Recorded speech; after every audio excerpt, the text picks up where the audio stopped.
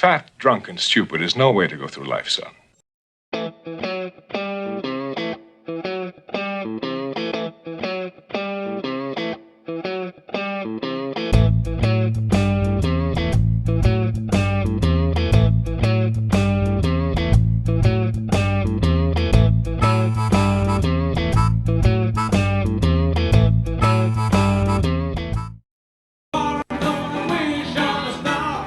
Coming up on Range 11, the memory of the Blues Brothers is being rekindled on the Iron Range. We'll get you in touch with this one-of-a-kind production.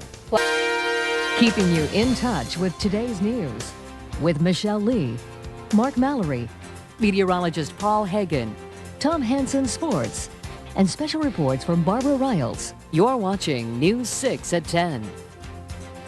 24 years ago, a movie was released that changed the way musicals were made. It took a while for the Blues Brothers to become a classic, but the musical message of Jake and Elwood Blues lives on in northern Minnesota.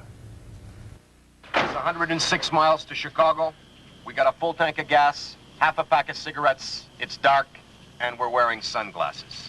Hit it. Together with his brother Elwood, Jake Blues rode off on a musical journey in a beat-up 1974 Dodge, looking to save the Rock Island City Orphanage.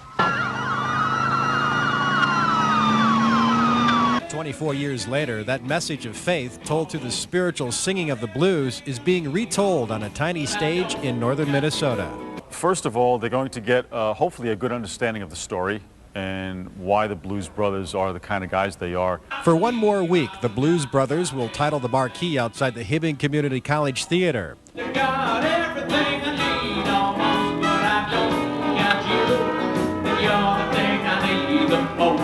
The show takes a look back at the life of Jake and Elwood, and it all starts from the beginning. How they got into the blues music, what their influences were, etc.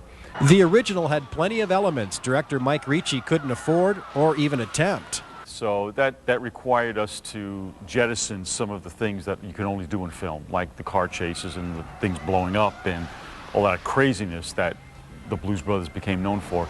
But with the lack of special effects, there was one thing the play couldn't compromise: the music. Where the movie may have 2 or 3 songs at the live gig towards the end, sort of the climax, we have, say, 14. It's more of a review mixing with the play. As the Northland's version of Jake, Jason Skorich says the role is physically exhausting. It takes a lot of energy to do the last half of the play, where we're really singing basically for about an hour. And like the movie, the stage version also holds a unique distinction.